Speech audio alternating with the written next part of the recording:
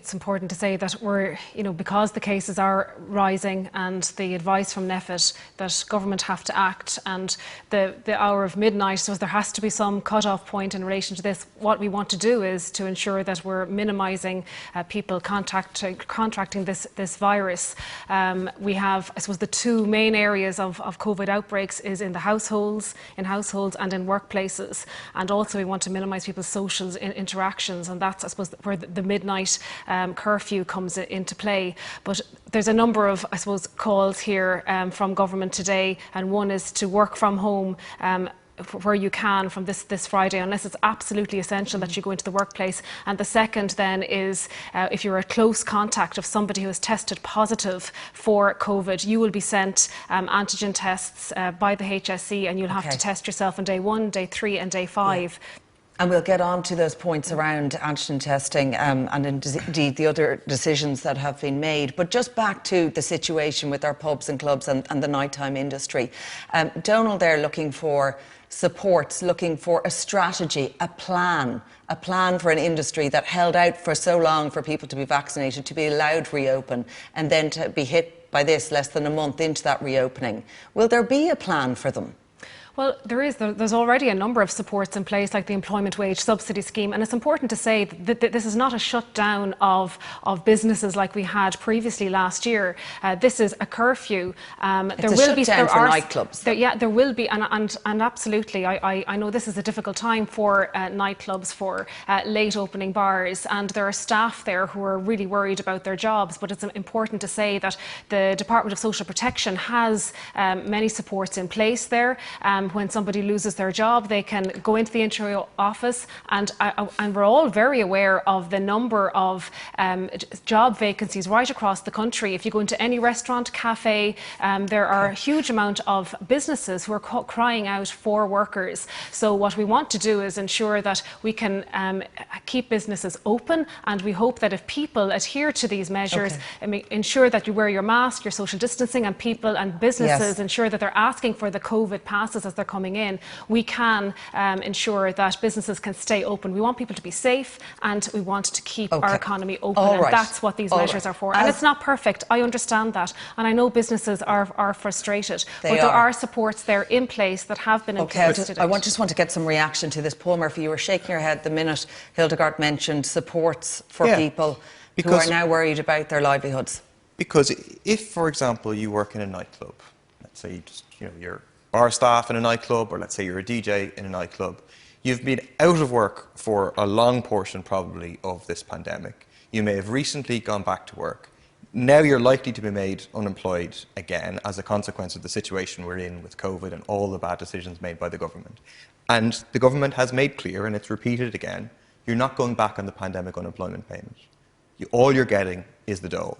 And so what was accepted previously, that people are out of work through no fault of their own, there's a pandemic happening, we have to give people €350. That is being cut again today, for some to 203, for others to 250. But most scandalously, if you were in work yesterday and you try to go back on the PUP, you simply can't access it. That at a time when Christmas is coming up. It's an incredibly hard... And then the government says, oh no, don't worry, you'll work somewhere else. So we all know the direction of where things are going, that unfortunately, because of the lack of action by the government on ventilation, on schools, on workplaces, we're heading back to some sort of lockdown. And therefore the sectors that you're talking about are going to get closed down again. And is the government going to keep saying we're not closing down the sectors? And it's very important to say we're in a very, very different position than at the start of this pandemic, when the pandemic unemployment payment was introduced by Regina Doherty, at the time Minister for Social Protection, with Paschal Donohoe, where we were closing down the whole country. We are now reopening, and there are jobs and vacancies. We have been over the last... Sorry, if I can... You are being very disingenuous at the moment. I understand, first of all, that there are workers are going to be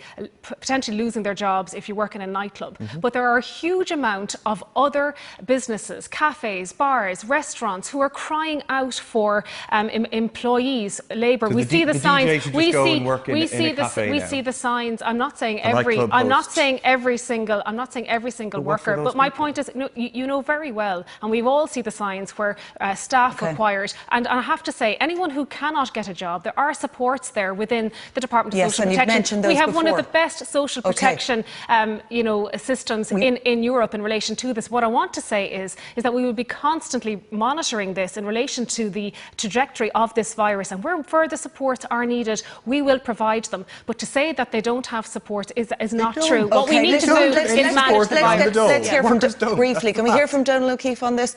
Donal, just that discussion around supports there. When you're looking for strategy and you're looking for a plan going forward, what supports immediately would you like to see if you were to have a meeting now with the Minister, with government on this? What are your immediate requests? The government need to confirm in the morning that the CRIS support scheme for businesses becomes available for late bars and nightclubs who now are required to shut at midnight. Clearly, the bulk of our turnover in normal trading occurs between midnight and 2:30 a.m. We're being forced to close that part of our business for public health requirements, so we believe CRIS should come into play. In addition, the wage subsidy scheme needs to be maintained at the current rates of payment. It is due to be tapered starting on the 1st of December. Okay. For those businesses who are going to have to lay off staff now, if they could retain them on the wage subsidy scheme, that would be important. And finally, the commercial rates waiver that is currently in place now needs to be confirmed to remain in place for as long as these restrictions are there. OK, thank you for joining us tonight with your reaction to that news today, Donal O'Keefe. I want to move on to the public sentiment around this. When the Taoiseach stood up today, he was announcing grim news, really, in terms of what we must do now and what has to be done to curb these rising virus numbers. What's the public mood like around a reintroduction to stringent measures, more restrictions? So what we know is that we got to the point where, when asked a direct question, a representative sample of the population yesterday were asked the direct question, would you like to see more restrictions introduced? And more of them said yes than no. So we got to the point this week where the public mood had clearly really swung, because that hasn't been true for a long time now. Throughout most of 2021, that's not been true. And yesterday, that latest sample, that's exactly what it shows, that we got to that point. There was a swing that began about 2 or 3 weeks ago where, having been really evenly balanced throughout 2021 of people saying, actually, the pace we're trying to return to normal is about right, it's about appropriate, with the minority saying it was too fast and the minority saying it was too slow, pretty balanced. In the last 3 or 4 weeks, that's really, really changed. So the number of people who think we're going too fast, trying to return to normal too quickly, has trebled. It's now substantially higher. So there's been a real shift in public sentiment within the last 3 or 4 weeks, particularly within the last couple of weeks, and I think that's probably to do with the message sinking in that this isn't just case numbers, it's also hospitalisations. But isn't the trouble here that our behaviour isn't changing? Well, I don't know whether we call it trouble or not. It depends how you look at it. So if we want personal responsibility to be our way out of this, rather than coordinated government decisions about what's OK and what isn't to do, then that system, it seems to me, just hasn't responded the way we wanted it to. So as case numbers began to increase and it began to become clear how serious this latest surge was, if personal responsibility was going to work for us without us having to introduce restrictions again, it needed to kick in. We needed to see the public start to reduce their level of risky behaviour, reduce their level of social activity, and keep up mitigation as well, keeping distance, wearing masks and so on, to reduce the level of infection. That's what needed to happen. Now, our study shows, and also other studies too, but I mean our data very clearly show that that did not happen. There is now a very small, belated behavioural response from the public, but it hasn't happened until now. And the change in opinion about what the government should do is far, far bigger. Right, OK. So it seems that we're so used to being told what to do that we still clearly want that, and this idea around about personal responsibility that was pushed so strongly by NPHET and by government that we do need to do more. We need to remember to wash our hands, wear that mask. That buy-in just isn't there anymore, Hildegard. I think when people see, certainly over the last few days, the pressure on the health system, and I think it does resonate with people in relation to having to control this virus, and it will come down to personal responsibility, and it does, and governments can make whatever. I think when, And I'll just take my own personal, I suppose, behaviour. Like a number of months ago, I suppose if I went out for dinner or went to a coffee shop, you'd have your mask on, and I was very anxious about social distancing, and I could feel myself relaxing over the last few weeks, thinking everything is fine. But when you see now the numbers going up and the pressure on our health system, and I certainly think tonight as well, when people see the possible trajectory of this virus, and that we have the power within our own hands, and that's where I am appealing to businesses as well, in order to stay open, to ensure that they're asking for the COVID cert as people go in. If you are a customer and you walk into a premises and you're not asked, you need to keep yourself safe and walk away. And it is through that, self-enforcement and ensuring that we're all doing what we can to wear our masks and protect the most vulnerable within our own families as well, because that is what it comes down to. That's true. It is what it comes down to. It is. What does it come down to, Paul Murphy? Personal responsibility will only get us so far. Personal responsibility by anybody, apart from the government, cannot increase our ICU capacity. Personal responsibility cannot provide free antigen tests. In particular, personal responsibility, you can be as personally responsible as you want, but if we don't have any legislation about clean air, about ventilation, 21 months into an airborne pandemic, well, you're really restricted. Are you saying that ventilation alone is going to solve our problems here? What we're saying in government... If I can answer the question. I'm saying that ventilation is the silver bullet. Is that what you're saying? No, the government... It sounds like that's what you're saying. The government messaging continues to be around hand washing and so on, and people actually follow those messages. There was nothing, not a single word from the Taoiseach this evening about the question of ventilation. Okay. Ventilation, there's a reason that we say it's safer, it's much safer for people to be outside than inside. It's why we need to have HEPA filters in all of our classrooms. That could be done for 10 million euros. That's what Germany has done. It's why we have to follow the example of Belgium, which says in pubs, in restaurants, in schools, in workplaces, we need to have CO2 monitors so you can see whether it's safe. And if it goes over 900 parts per million, we'll then... Because there have been two separate reports out. You're giving the impression that... Can I ask you just about ventilation? Because look, it comes up all the time as a mitigation measure. There have been two separate reports on ventilation that have been done for government. And what's happened as a result of those reports? Okay. And what's happening in our schools regarding those filters that we talked about there that would provide that cleaner air for children and for First of all, in relation to ventilation, very important, only one layer. What we're looking at here in government, and I will answer the question, is yes, all the social distancing, the mask wearing, all of that, the COVID cert, it's been asked for that when you go into premises. The rollout of the third dose now, which is this booster, ensuring that we are adhering to all the public health advice. The CO2 monitors in our schools, over 35,000 have been distributed to primary schools and secondary schools across the country. There are officials within the Department of Education who are working solely in relation to ventilation with schools, whose schools, primary and secondary schools, can contact across the country. But to say that ventilation alone is what's going to get us out of this, that seems to be your only solution here tonight. That's your only solution. What we're doing is we have there's the only vaccination voluntary programme. guidance. We'll have the there is no legislation about clean air 21 months into a pandemic when we have known that it's the primary way that it is transmitted, either by droplets, aerosols, or it's sitting in the air. It is one part. It's vaccination, it's social distancing, it's equipping our health system. I want to get on to a couple of other measures just on this, just on government signalling and messaging and how that works with the public. When that decision was made, say, to reopen the likes of nightclubs less than a month ago, what sort of signal did that give, do you think, to the public in terms of their behaviour, their attitude towards this pandemic? Well, certainly all of the policy decisions that get made come with a social message as well. And I think that came with a message of some degree of optimism that we were going to manage to keep the case numbers under control, and we managed to keep hospitalisations under control.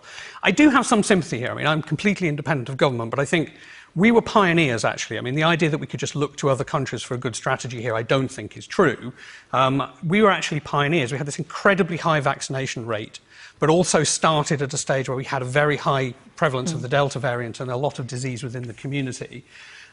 Nobody else had done what we were about to do. So I don't think anyone actually knew what was going to happen to the case numbers any more than like 2 or 3 weeks out. And even then, actually, the error bars surrounding the projections are really, really wide. So it's important to understand, I think, from a scientific point of view, that there's huge uncertainty here. I actually think the public have got pretty good at that. From our own estimates, I would suggest that actually the public have got pretty good at understanding that the scientific community only has a rough idea of what's coming around the corner because we're in uncharted territory. And, speaking as a scientist sitting at this desk, I wish I had the level of certainty that's expressed by some others about scientific facts. There was an awful lot of hope put around, say, the vaccine rollout, and the compliance rate as a result was really high in this country, but it hasn't managed to stem those very high numbers as a result. Do you think there was too much hope put around the likes of vaccines in terms of, changing people's behaviour? To use the academic jargon, you've always got to ask, what is the counterfactual, right? Which is a fancy way of saying, what would have happened if we hadn't had the vaccine? And what I think would be happening now if we hadn't had the vaccine was we would be in a total lockdown. I mean, the vaccine is what's allowed us to get as far as we've got and what is allowing us to have the freedom that we have now. But I want to go right back to something about the science communication here. Right when we first learned that the Pfizer vaccine, which was the first one to report, back when we first learned how effective it was, good scientists said, that's brilliant about how effective it is, but we don't know what it's going to do to transmission, and we don't know what's going to happen as new variants come along. Now, that uncertainty has stayed with us, and unfortunately, while when we rolled the dice on how effective the vaccine was, we probably threw a 6, they turned out to be way, way more effective than we thought. When it came to transmission, and when it came to variants, well, maybe we threw a 2.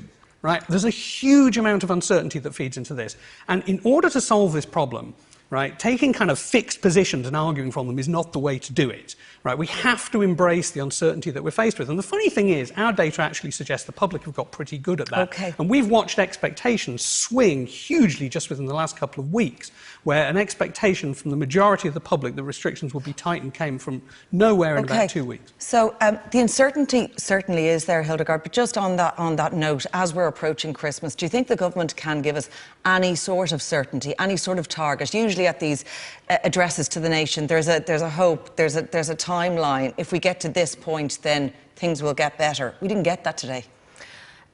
No, because what we did get is, I suppose, the measures that we need to look at, and that's the workplace, working from home, ensuring that if you are a close contact of somebody, the HSE will send you those antigen tests, and you need to take one on day 1, day 3 and day 5. Also, it's important to say as well, the rollout of the vaccination programme has been absolutely key in ensuring that if you do contract this virus, that you largely don't become seriously ill. And it's important to say that those who have COVID in hospital, 40% of those are unvaccinated, and they represent 15% of our population, which really shows the power of getting vaccinated. And this third dose, the booster, is going to be a real key in dealing with this. And if you look at Israel as a great example of that, it shows that our immunity from the third vaccine, the booster, will be and the question is, will everyone get it at this point? Okay, we'll have to leave it there. My thanks to Hildegard Naughton for joining us. And coming up after the break, winter lockdowns across Europe and what our latest restrictions might mean for personal freedoms. The rest of our panel is staying on. Stay with us.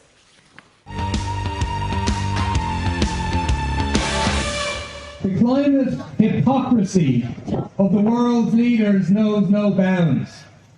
Eamon Ryan has an article in today's Irish Times where he quotes Greta Thunberg saying no more blah, blah, blah. Eamon, she's talking about you. What is signing up to an agreement to cut methane emissions by 30% and then turning around and saying the next day, oh, it's a global target, we're not actually planning to meet it? That is blah, blah, blah.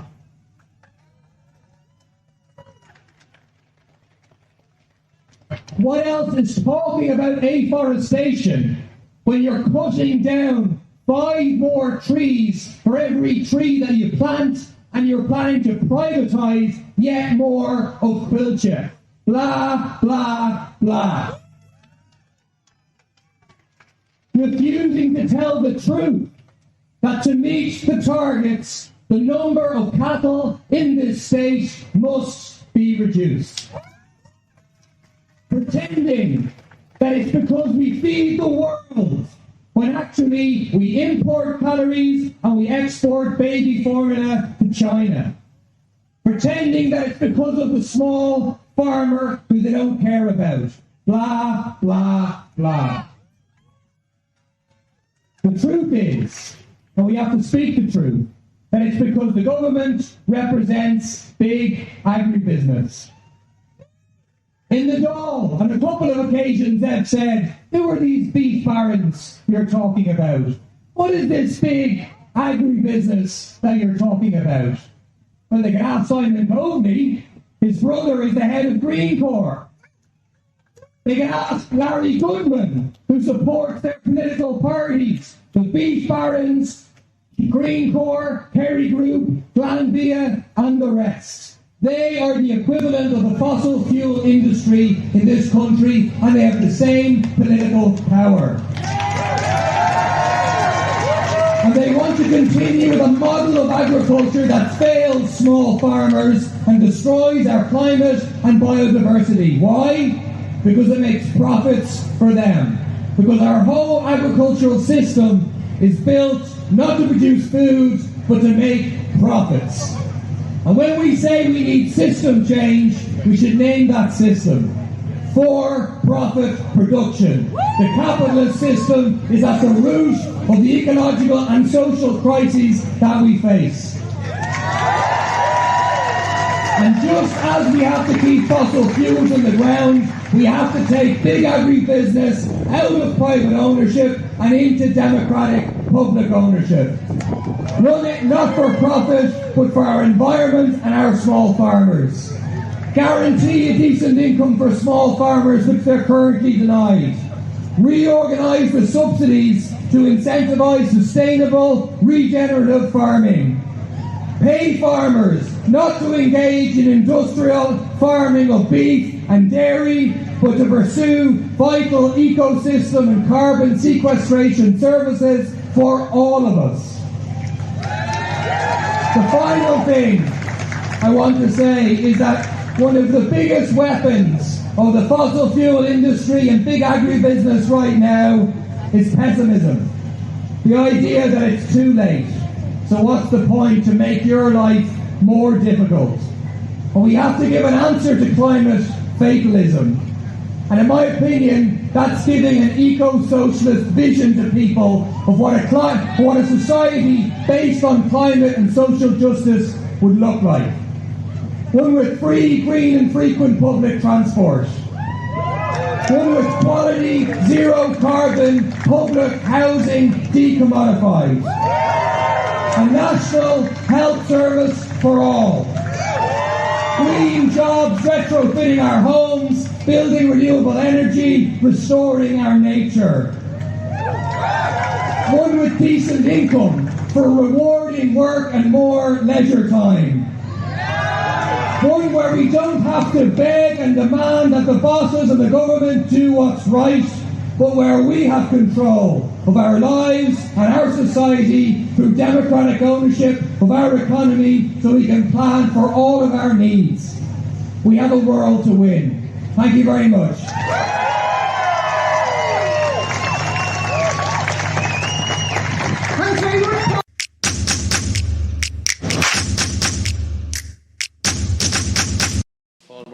Thanks, Ken Corl. I'll be very brief.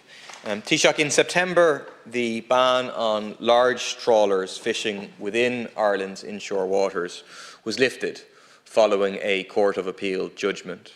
These trawlers are hugely damaging to our coastal environments and fish habitats. They damage our marine biodiversity and they're damaging in terms of the interests of small fishers. They're not a sustainable form of fishing and they should be banned. These massive trawlers have, in particular, consistently overfished sprat, killing 7 times the level recommended by the International Council for the Exploration of the Seas in the year before the ban came into effect.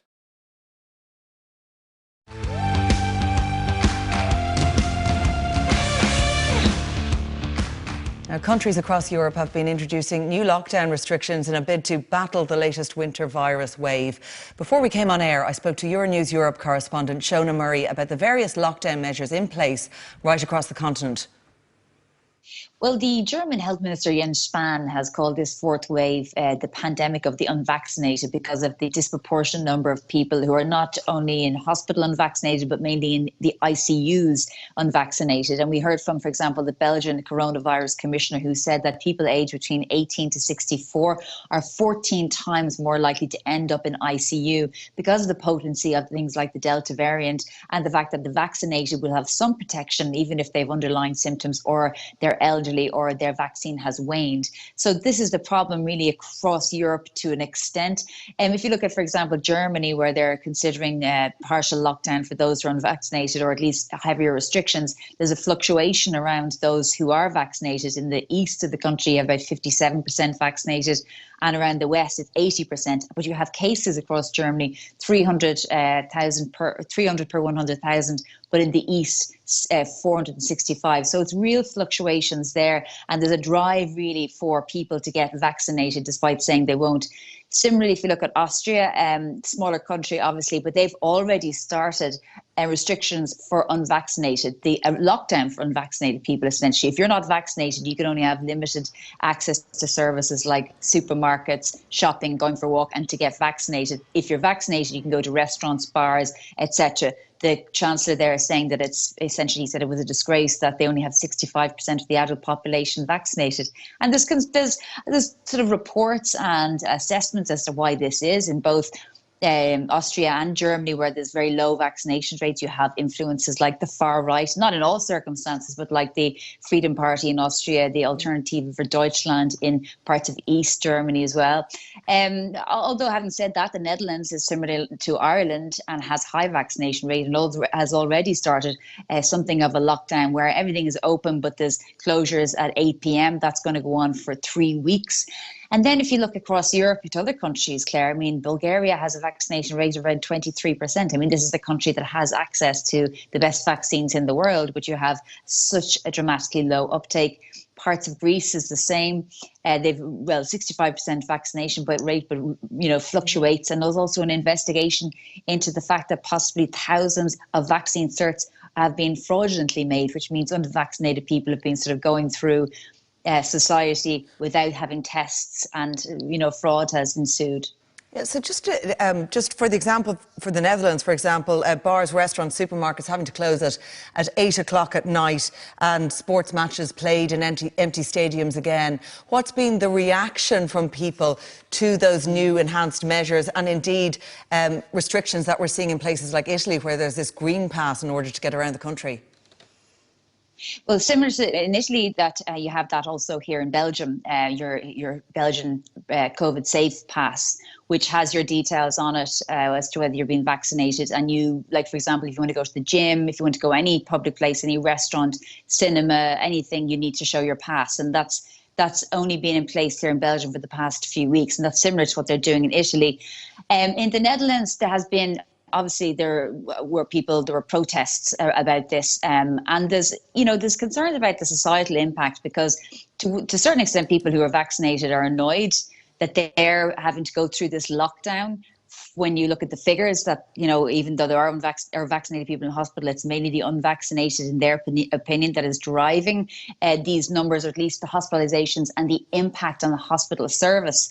And then you also have people who say, well, obviously I don't want to get vaccinated, so therefore you're discriminating against me. So there's really the huge concerns about the societal and political impact of this. But all governments are really just saying that everyone needs to get vaccinated, but they're taking their own measures. Like here in Belgium, the government is calling for people to work from home. They haven't made it mandatory yet, but that could happen. They've also started out their booster campaign. They said they weren't going to give boosters to everybody for ethical reasons, because obviously developing countries don't have access to them. But now they are going to give boosters for everyone. But for example, they're not closing the nightlife. I mean, nightclubs here in Brussels are open till 8 a.m. and that appears to be that it'll remain to be so. Christmas markets, you'll require to go into them if they're open, that you'll have your COVID cert. Some have been closed down across Europe. Munich one is closed down, and one in the Netherlands too. OK, well, there we'll have to leave it. Shannon Murray, thank you very much for that insight from Europe tonight. And joining us now is Liam Herrick from the Irish Council of Civil Liberties, Pete Lunn from the ESRI, and TD Paul Murphy are still with me. And I want to come to you first. When we're hearing about what's happening across Europe, and what struck me is really what's happening, in particular in Austria, where they've low vaccination rates and now they're locking down people who are unvaccinated for the next 10 days in order to stem the rising COVID numbers there. From a civil liberties point of view, what's your reaction to what we're seeing across Europe? What's happening in Austria is disturbing. I think, Claire, we've got there a situation where the state is imposing restrictions against one section of the population. I think it was welcome that the Taoiseach came out and very emphatically said that that's not something that would be countenanced here. I think even in Austria, I think there's profound questions about inequality, discrimination, compatibility with human rights law, and certainly in an Irish context, there'd be constitutional issues, I think, about it. I think what we are seeing is a difficult situation. And, we in the Irish Council for Civil Liberties, we support the public health effort, we support the vaccine programme. But the government, when it's making the choices at the moment, our government and all the other governments as well, it has many tools at its disposal. Some of them have an impact on equality and human rights, and some of them don't.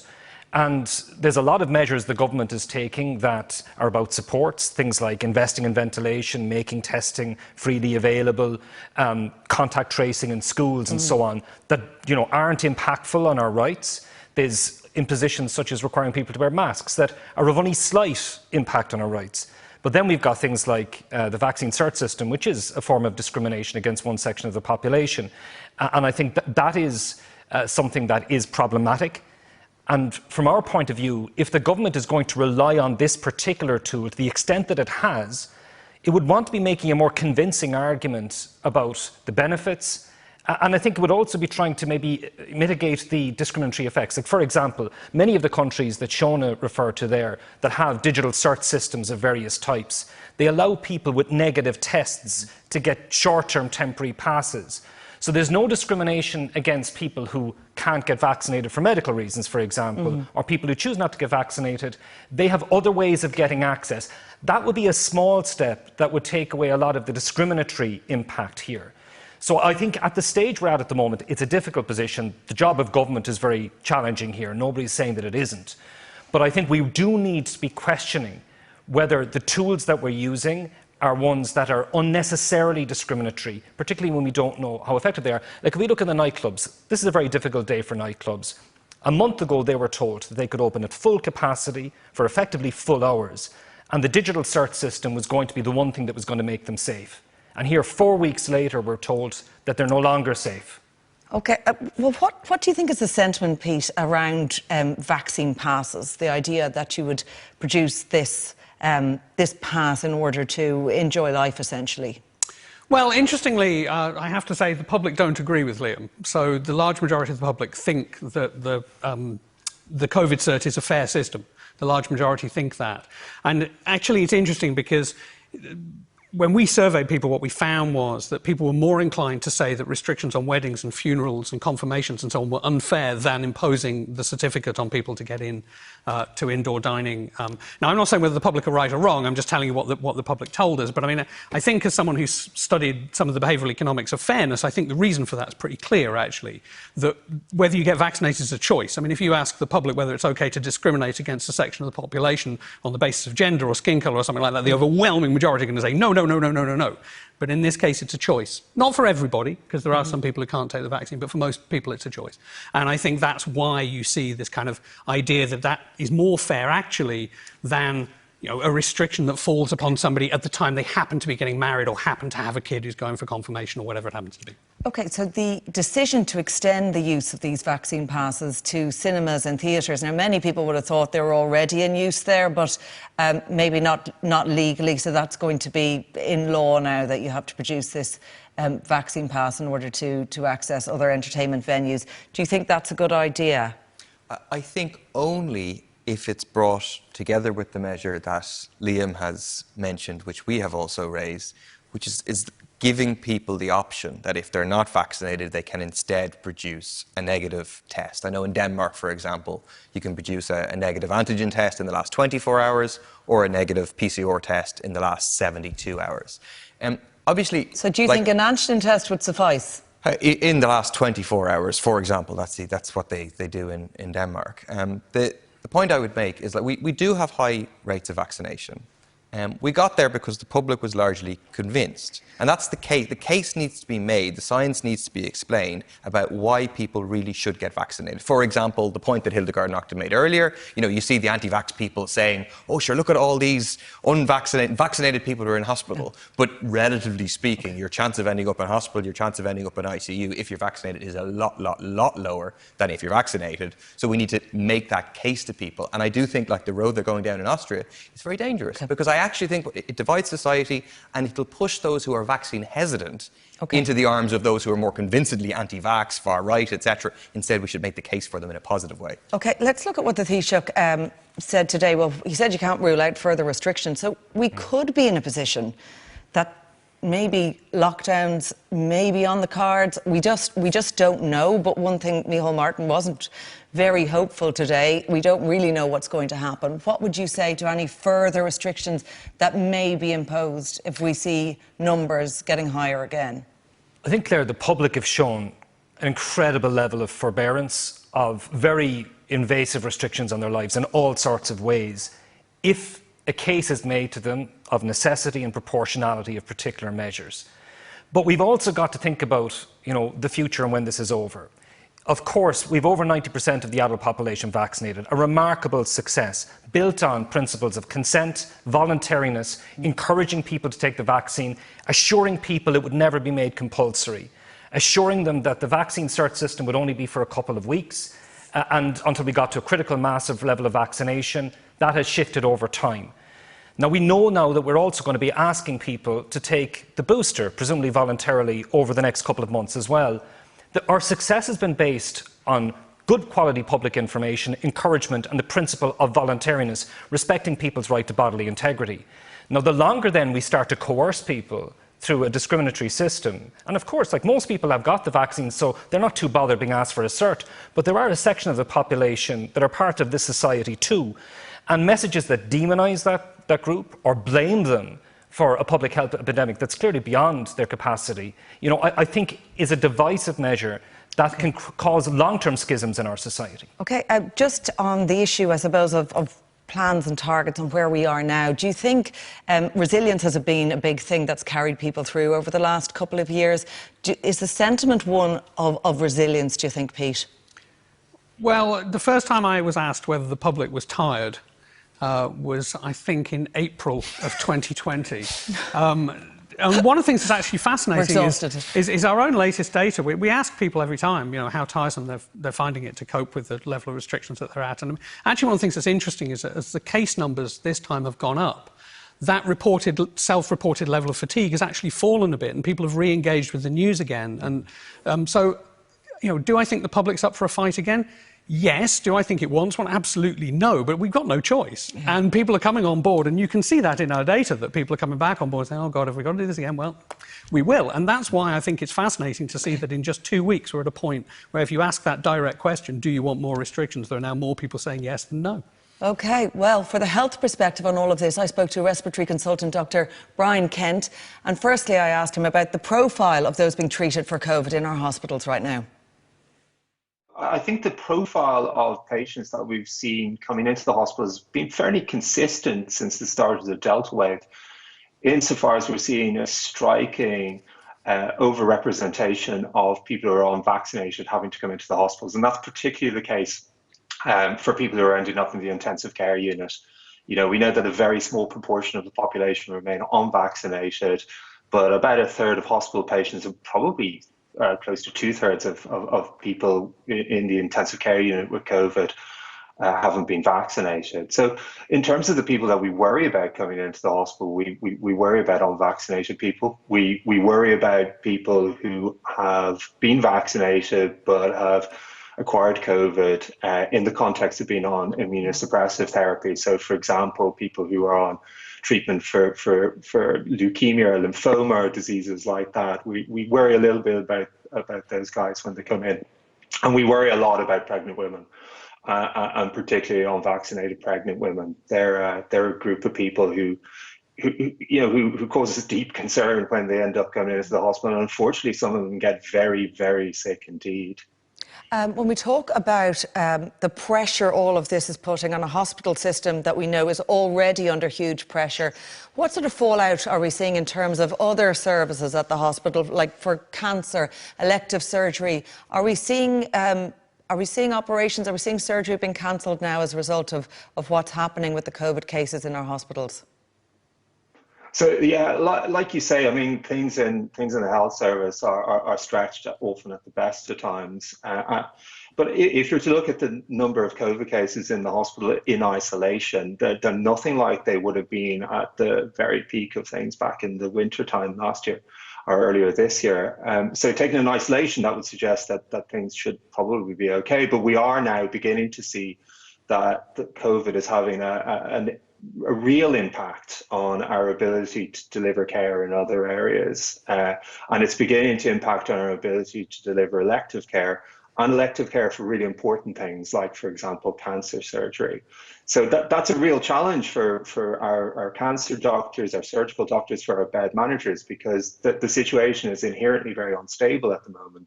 It's quite unpredictable on a day-to-day basis as to what they're going to be able to offer their patients the next day. And, you know, whether that boils down to the number of people coming into the hospital through ED, the emergency department with COVID, or whether that's down to the weight of COVID care upon our intensive care beds, which can markedly compromise our ability to do other stuff.